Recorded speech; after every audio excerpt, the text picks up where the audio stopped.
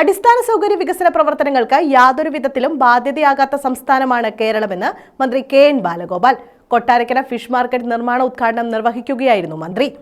കിഫ്ബി വഴി നാടിന്റെ സമഗ്ര മേഖലകളിലെയും വികസനങ്ങൾക്ക് പണം കണ്ടെത്തുന്നുണ്ടെന്നും മന്ത്രി പറഞ്ഞു.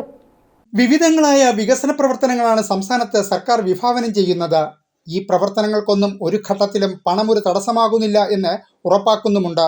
കിഫ്ബി വഴി നാടിന്റെ സമഗ്ര മേഖലകളിലെയും വികസനങ്ങൾക്ക് പണം കണ്ടെത്തുന്നുണ്ടെന്നും മന്ത്രി പറഞ്ഞു. കിഫ്ബി ഫണ്ടിൽ 5,07,00,000 രൂപ അനുവദിച്ച് 15,000 സ്ക്വയർ ഫീറ്റിലാണ് ആധുനിക മാർക്കറ്റ് സമുച്ചയം ഉയരുന്നത്. 100ഓളം കുടുംബങ്ങളുടെ ഉപജീവന മാർഗമായ മാർക്കറ്റിന്റെ അടിസ്ഥാന സൗകര്യങ്ങൾ മെച്ചപ്പെടുത്തി മാനനിലവാരം ഉയർത്തുകയാണ് ഇതിലൂടെ സാധ്യമാകുന്നത്. തീരദേശ വികസന കോർപ്പറേഷനാണ് നിർമ്മാണ ചുമതല. 6 മാസക്കാലത്തിനുള്ളിൽ നിർമ്മാണം പൂർത്തീകരിച്ച് മാർക്കറ്റ് പ്രവർത്തന സജ്ജമാകും എന്നും മന്ത്രി പറഞ്ഞു.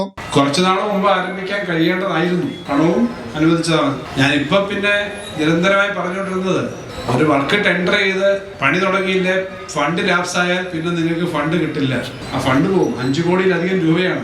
നമ്മള് മാർക്കറ്റ് ഇവിടെ ആരംഭിക്കുക എന്ന് പറയുന്നതിന്റെ ആവശ്യകത ഞാൻ വിശദീകരിക്കാതെ എല്ലാവർക്കും അറിയാം.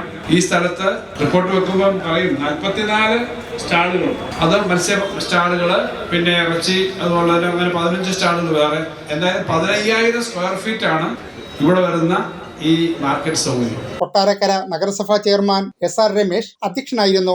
നഗരസഭ വൈസ് ചെയർപേഴ്സൺ വനജ രാജീവ്, സംസ്ഥാന തീരദേശ വികസന corporation managing director PI Sheikh Pareed, തീരദേശ വികസന corporation chief engineer TV Balakrishnan, സംസ്ഥാന തീരദേശ വികസന കോർപ്പറേഷൻ ഡയറക്ടർ ബോർഡ് അംഗം E കെന്നഡി, സ്ഥിരസമിതി അധ്യക്ഷർ, കൗൺസിലർമാർ, ഹരിതകർമ്മസേന പ്രവർത്തകർ തുടങ്ങിയവർ പങ്കെടുത്തു.